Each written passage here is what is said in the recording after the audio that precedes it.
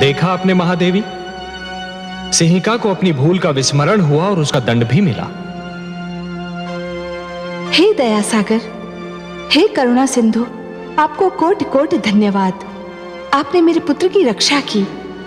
महादेवी, अग्निदेव ने जो अग्नि प्रज्वलित की थी उसमें सोना भी था और कोयला भी। प्रहलाद सोना था जो तपकर कुंदन बन गया, और सिंहिका कोयला थी सो जलकर राख हो गई। मैं वास्तव में बहुत प्रसन्न हूं कि अग्निदेव ने सिंहिका को जलाकर भस्म कर दिया। केवल सिंहिका को नहीं महादेवी, सिंहिका के रूप में इस अग्नि ने पाप, खोट, असत्य और अहंकार को जलाकर भस्म कर दिया। इस अग्नि ने तो समस्त संसार के तन मन का सारा मैल जलाकर राख कर दिया। सिंहिका तो जलकर भस्म हो गई, पर अपने पीछे एक इतिहास छोड़ गई। कैसा इतिहास कमल नयन? सिंहिका अग्नि में जलकर होलिका बन गई। उसका सिंहिका नाम भुला दिया जाएगा महादेवी। इतिहास उसे होलिका कहकर पुकारेगा। एक नई परंपरा जन्म ले चुकी है महादेवी।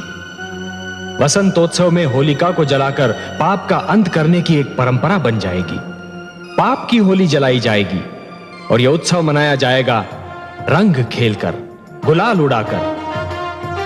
महादेवी, होलिका अब सदा के लिए असत्य की पराजय का एक प्रतीक बनकर रहेगी। परंतु हे सर्वेश्वर, आप देखिएगा, अब हिरण्यकशिपु अपना सारा क्रोध अग्निदेव पर उतारेगा। वो बल खा रहा है, क्योंकि अग्निदेव ने सिंहिका को जो वरदान दिया था वो तो असफल हो गया। मुझे अब अग्निदेव से सहानुभूति हो रही है।